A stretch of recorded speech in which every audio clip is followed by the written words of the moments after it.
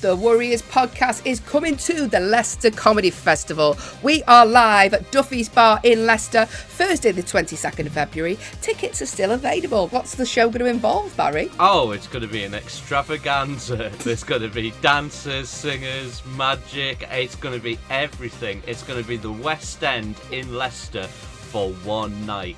Not just two neurotic people in their 40s. Late 30s, having a chat. Come along. Tickets at £10 in advance. Warning. The following podcast contains two highly strung people talking about their anxieties, fears, and worries. If you find any of the content offensive, then we are genuinely really sorry. We won't do it again, honest. Sorry.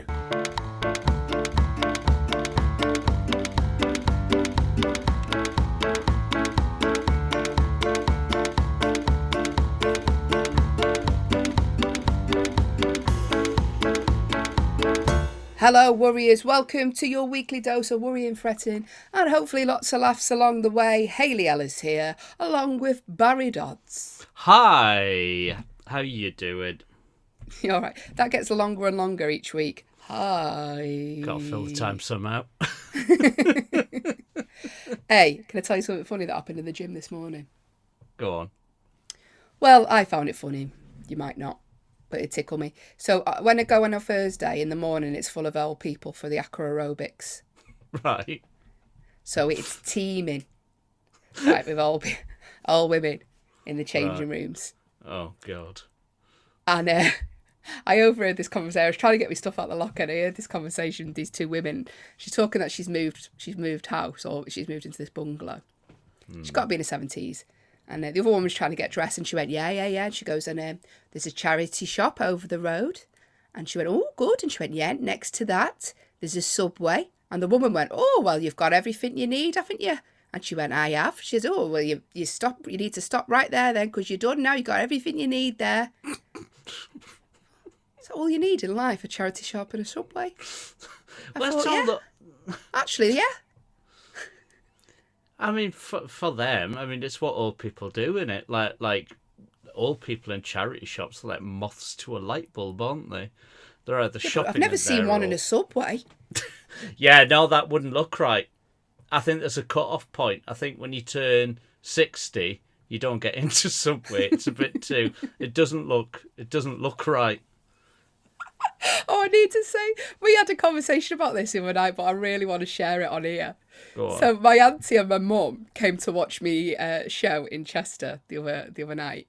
And one of my friends we used to work with came, so I said, oh, quick, have a drink with her after the show. My mum and auntie came with me because I had to drop them home. There's a nightclub in Chester called Rosie's. It's renowned for being, that sort of icky nightclub. Yeah. Lots of underage kids in there or whatever. Feet stick to the floor. One of those. And my auntie goes, oh, they're doing an over 50s night now. And you have to show your passport to get in. And I said, yeah, I don't think anyone's going to lie to get in that night. No young kids is like, oh, I really want to go. The over 50s night. Oh, I don't know. Age up my passport. Get me a fake bus pass so I can get in. They should have one of those things like when you go on the waltzer at the fairgrounds, like you must be this high to go on this ride. It'd be like a board with a measurement on it saying your tits must be this low to get it. Your balls must be down here. But she was like, no, you do. You have to show ID. I was like, I'm not, like, no one's going to want to go there. No one's lying about their age to get in an over 50s. No. Over 21s, yeah, maybe. Over 50, no one's rushing to get in that night. Literally. They're shuffling in. There's no drugs, statins and fucking... Oh, anyway, should we do some worries of the week? 'Cause I've got a good one. All right, let's go. Worries of the week. Worries of the week. Worries of the week. You got a lot to worry. Worries. Took my daughter to the cinema on Saturday, and I wasn't very well. I was starting with a cold. Did a COVID test before anyone gets on me back, right? So I felt really, really run down. I'd done a tour show the night before. tired. I had my daughter in the day and I was doing a gig in the night time, right? Ooh. Yeah. So I'm shattered and I've had about 5 hours sleep. So I thought, you know what, an easy. She gets to have a nice time and I get to have a chill out. I'll take her to the cinema.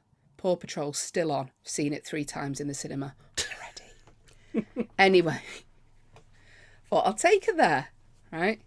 So I took her to the cinema. Now, bear in mind, no makeup on, feeling a bit run down, tired, you know what I mean? Got me slobs on, my tracksuit and that. And come out the cinema and I thought, do you know what? She'd been so good. She'd been so well behaved all morning, been really lovely. I thought, I'll take her again because she was going to her nan's house. And she went, I've got no toys at nanny's house because you usually take a big bag of stuff for her to have. So I thought, I'll pop into B&M Bargains and just see what's in there. Right. Walked into B&M Bargains. And as I walk in, I see Christine McGuinness. Now, do you know who she is? Yeah. Yeah. Public figure, was married to Paddy McGuinness. She does a lot. She's like a big advocate for like kids with autism, so kids are autistic, and she's quite a positive role model, but very glamorous. Right, very, very glamorous. Anyway, she weren't doing a shop. As I walk in, I thought, that lady looks a bit glamorous to be in B&M Bargains, right? Clocked who it was, and then realised she's filming an Instagram live. Because she's selling her products. She's got her own range of beauty products now that are on sale in B&M Bargains. And she's spinning around, looking immaculate, filming. And I literally shot up an aisle. I dragged my daughter and I have never run so fast in my life. I thought, I cannot. And I thought, no. Now, I knew it was alive because I went on a bloody Instagram. Did you wait to afterwards. see if you were on it? Yeah. And I wasn't. But she must have just uploaded it that second because she was there for a couple of hours that day. I swear, the sheer panic thinking, I'm going to be in the back. And she's got nearly like 1 million followers. You're going to be looking dog rough in a B&M Bargains buying toys. Buying a multi-pack of Quavers as well. How's the career honestly. going, Hayley? How's the tour going? I was so panicked that I was going to be in the background of it. Grab your toy, we need to go. Mummy needs to go. Panicked. So I had to avoid her on the way out because she was near the side, near the tills, and I thought, I don't want to be in the background. What's it come to when you're avoiding minor celebrities and B&M Bargains? Yeah, so then that got me thinking, the amount of times you're in the background, because you see all these TikToks now, people doing dance routines at train stations, right? And there's people in the background staring at them like, what are they doing? And then they zoom in on these people that are staring at them and make a big feature of it. Yeah. Ugh. I mean, thankfully, I rarely leave the house, so if I get caught on any cameras, it'll be security footage. If you, just in case you missed the Patreon, here's a little teaser for you to go and join. I had an incident with a naked woman in a travel lodge. And it's not as incriminating as it sounds. It's not as bad as it sounds. It's worse. Have you ever seen a celebrity just like out doing their shopping? No, but when I worked in McDonald's in the drive-thru, Lucy Meacock from Granada Reports came through once, and I was buzzing all day. But no, I don't think so. Not that I can think of. If I have, I forgot about it. I'd seen Alice Cooper crossing the street in London, just going about his business. And I genuinely thought it was Danny DeVito dressed as a penguin, like for a second, and then I realised it was Alice Cooper. What does he look like normally in his casuals? Does he? He looked like Danny DeVito as a penguin. Like, honestly, like he looks like Alice Cooper. There's no hiding it. Do you know what I mean? There's no casuals for if you're a rock star. If you've seen a celebrity just in the wild, let us know. They used to have that Heat magazine when it was like the crap spot, and it was like which celebrity you've seen. And it was like, Tina O'Brien from Corrie buying beans in Aldi. Oh, I tell you what did happen. This is very recent. I'm a big Coronation Street fan, but you forget that when you're buying Christmas presents. But I've got a jumper, right, that says Newton and Ridley on it, which is the name of the fake ale company. From Coronation Street brewery. Yeah. And I took my daughter to watch a show with a few other friends in the Lowry a few weeks ago. Kids show, obviously. And as I sit down... Thanks for making that clear. She is very advanced, so it could have been. Anyway, as I'm about to sit down, getting seated, take my coat off, got me Newton and Ridley jumper on. Only some bloody fella. Have I told you this? No. He was in Corrie at the minute. He plays a character called Damon, walks in. And I thought, I've never felt so embarrassed to be me in my whole life. Because I thought, he's just come out for a nice time. Yeah. And I'm there with like basically a stalker. Yeah, falling over him. Can I have a selfie? No, I never did any of that. I was mortified. I nearly bloody sat there in my bra. I was that embarrassed. I was mortified. This is my last day of being 42 today, so I'm feeling the advancing years a little bit. And I had a little bit of I'm hesitant to call it a health scare. Just thrown my coat on, and because I was going out to the car, get something out the boot. Right, and I was thinking, I feel a bit stiff. Then I moved my hand down my chest, and I was like, I've got a lump, like, on my left tit. I was like, there's a lump. And I was like, and quickly took all my clothes off, fucking earbud in my shirt pocket. So you are going to be turning 43 tomorrow then? Yeah, 43. What do you get the man who doesn't need anything anymore? I don't know, but I look forward to seeing what you've got me. Oh, I've got you a present. I'm dreading this because it's going to be... It's No, it's not going to be bad. I'll tell you now, I told you, it's tiny. It's a tiny present, but I actually think you're going to like it.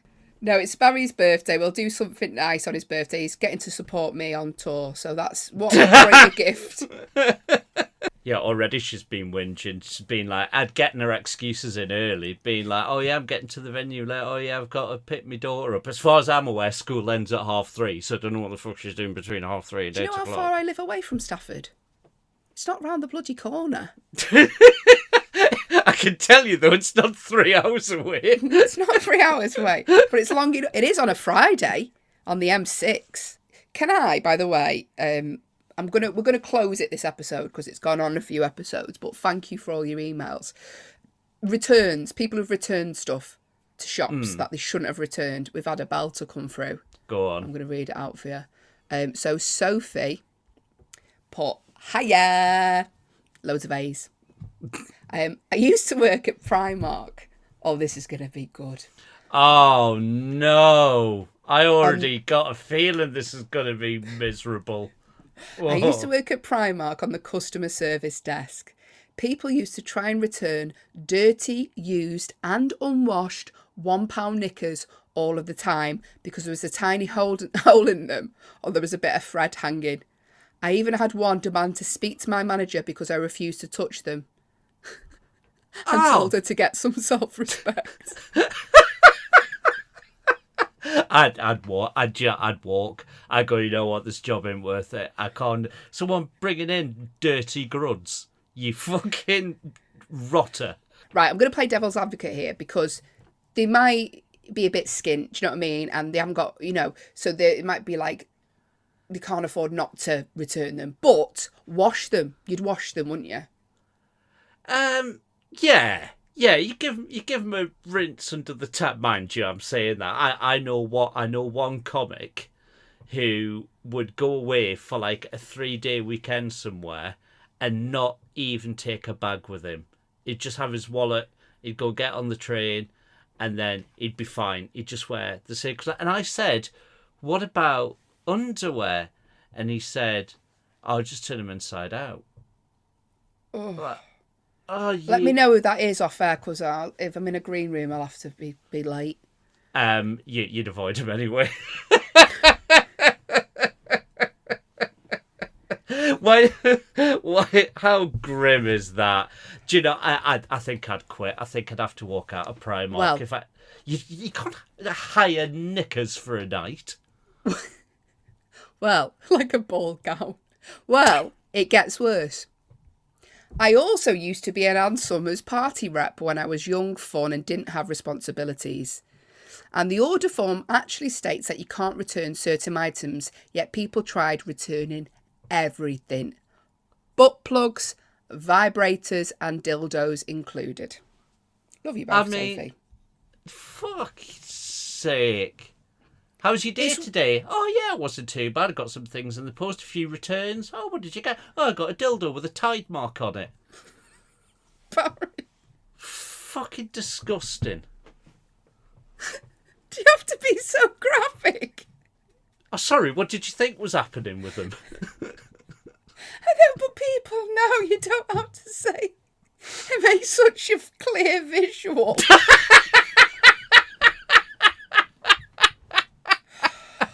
Oh, anyway, thank you for your... There's the name of the episode. Clear visual. Thank you for your email, Sophie. Two more very quickly, and then we'll close the lid on this because it is disgusting. Because it's turning our stomachs. Sam. Hiya, things I've had returned. Used to work in Waterstones and had many books returned that had been clearly well read. The spine all creased, pages all crumpled. As an aside, we stocked saucy photograph books where we would only have one on the shelf covered in plastic. This is because before I started, they'd had more than one taken to the men's toilets where it was later found covered in, I'm not going to say that word. I worked in a cafe too for a while, and so many people would send back food they'd pretty much fully eaten but claim something was wrong with it. I said this to you, didn't I, when I worked in places with food? Yeah, when I was a teenager, when I used to work in Burger King, people would polish off most of their burger and then bring it back and go, it's cold. I'm like, yeah, you ordered it half an hour ago. If it was still hot, then we'd be fucking concerned about the radiation levels of it. Of course, it's cooled down. But who the fuck's feeling sexy in Waterstones? I know. And also, Waterstones, there's not going to be sexy photography book. What? A picture of a church in sepia. It'll be those National Geographic books where it's some tribeswoman with the tit out. It'll be something like that.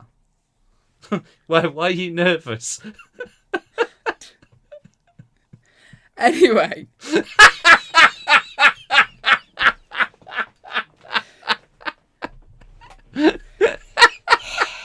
Never seen you look so comfortable. Oh. Right. But thank you for your emails and messages. Sorry, one more message, and like I say, we'll stop the returns ones. George sent us a message. Hey up, B&H.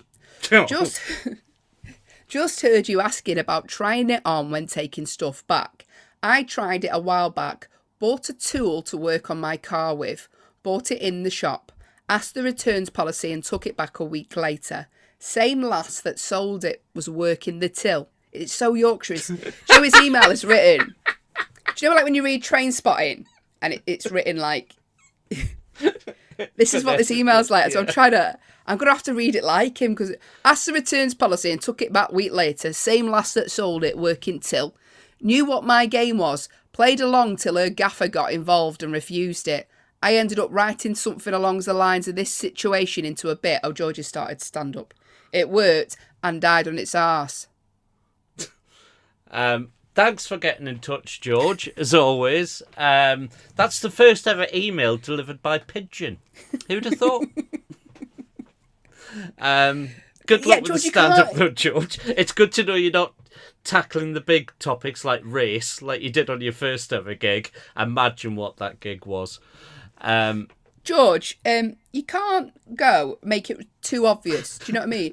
Ew, what's your returns policy? If I keep this receipt and if it looks a bit used, can I still return it? You've got to be More discreet, George. Yeah, you've got to be discreet. You can't be walking back in covered in oil and grease, holding a spanner with your engine running on the car outside. Going, hey, look, I don't need this no more.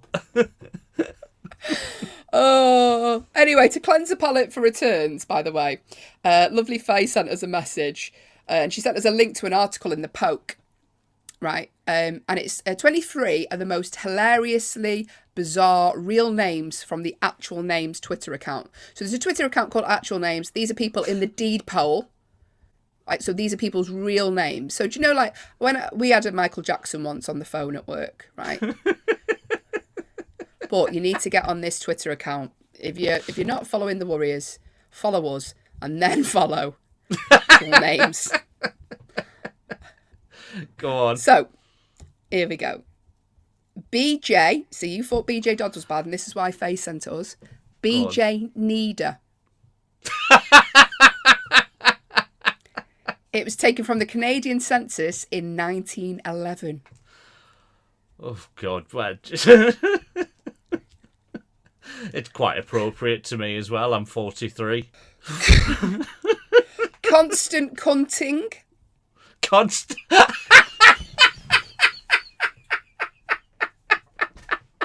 She comes from a long line of cunts.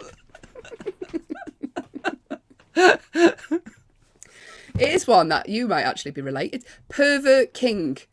That was taken from the United States That's Census. not real. That's not real. Pervert King. That's someone who's changed their name by depot so they can get a funny number plate. Fucking Pervert King. I've said this before. I went to uni with a guy called Titus Toilet Seat. And he changed his name by depot. And that's 100% true. If you're listening, Titus, or anyone that knows him, because he's quite prolific. Have you searched for him on Facebook? Are you Facebook No, because I thought the other day, I've made that up. Do you know when you think, like you exaggerate things when you're younger, and I'm sure he's on Facebook. Let me just. You're a sister, tight as fuck. That's quite funny. I'll give you that. Right. Oh, it's so immature, these. Right. Go on, keep going. See if you can guess what the surname was. So this was taken from the Texas Census between the years 1837 and 1910. So your mum and dad were just consummating you then. So first name. Consummating me. I don't know what I'm on about. Right. Conceiving. First name. Conceiving. First name Dick. What's the surname? Oh, it's going to be something like Dick Fanny. It's better than that. Dick Minge. Am I on the right track? Dick Gobbler.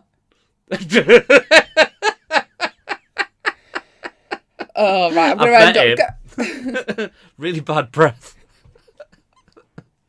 Right. Now, this is an English one, and there's loads of them. So have a look on the Twitter site. There's absolutely loads of them. Actual Names 1 at Actual Names 1 is the Twitter site. But let me read this one out. So this is England and Wales between the years. Oh, it's quite a long gap here between the years 1837 and 2008. Do you reckon that's a long time to have like? Well, somewhere between that those years, between England and Wales, was a person called Frank Cockshot Balls.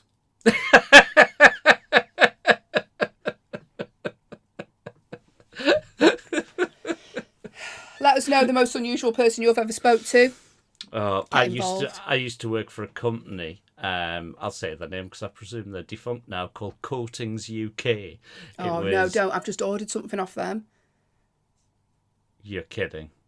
Yeah, I am. Yeah. All right, good. I was going to say they were corrupt as fuck, right? Hang on, I don't know. Apparently, they might still exist, so let's just not they do can take anything me libelous. to court. They were always on the front page of the paper, right? Right, go on. And I used to work in the call centre, right, where we just have to call people.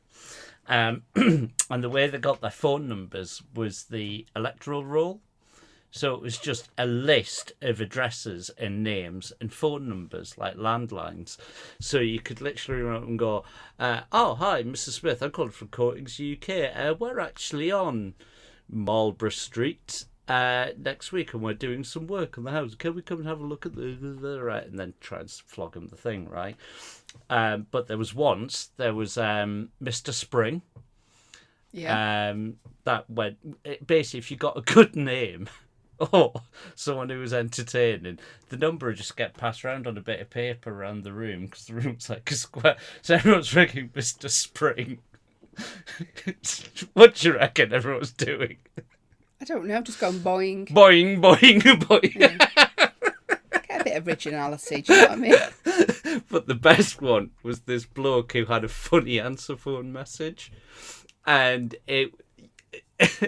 so it rang for a bit, then it just went dum da dum da da da da dum da dum da dum, and then he like choo choo, then ooh, and you go, hi, I can't be there at the what's the spaceship or whatever called in Doctor Who, Galapagos TARDIS. or something. No, yeah, where he's like, hi, I'm on planet Gallifrey at the moment, but don't worry, I'll be back soon. As soon as they, you can hear the TARDIS sound effect. So then that number got passed around, everyone just ringing up and leaving one word, just going, Virgin, and putting the phone down. He must have got in, see like 36 messages. Having to listen to each one. Listen, if you haven't had a chance yet and you do want to come along to see the Warriors in Leicester, the tickets are available now. There's hopefully an advert at the start of this episode, if I remember to put it on. We've been the worst at promotion. We're meant to promote the Twitter as well. We don't do any of that. We lose focus, and I get if you giggling want it, because you'll someone's find called. it. Do you know what I mean? Yeah. If you want something, you'll find it. Yeah. So if you want, come and watch us in Leicester, because this could be the end of us, right? So come and watch us in Leicester, 22nd of February.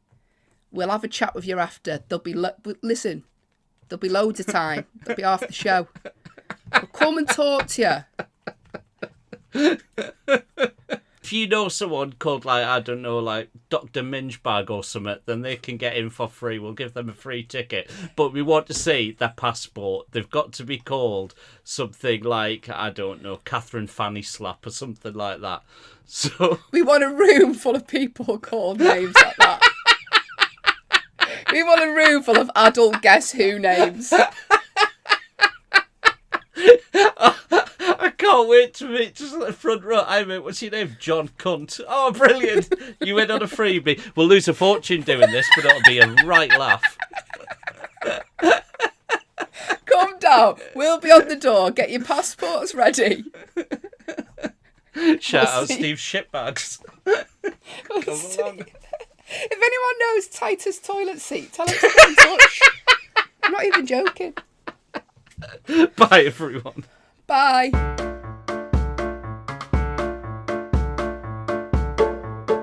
You have been listening to the Warriors podcast, hosted by me, Hayley Ellis, and him, Barry Dodds. All artwork by John Cooper and Matthew Reed. All editing and audio by Hayley and Barry, with additional sound production by Grinters. If you'd like to get in touch, then send us an email to thewarriorspodcast@gmail.com, or you can find us on Twitter @thewarriorspod. Thanks for listening.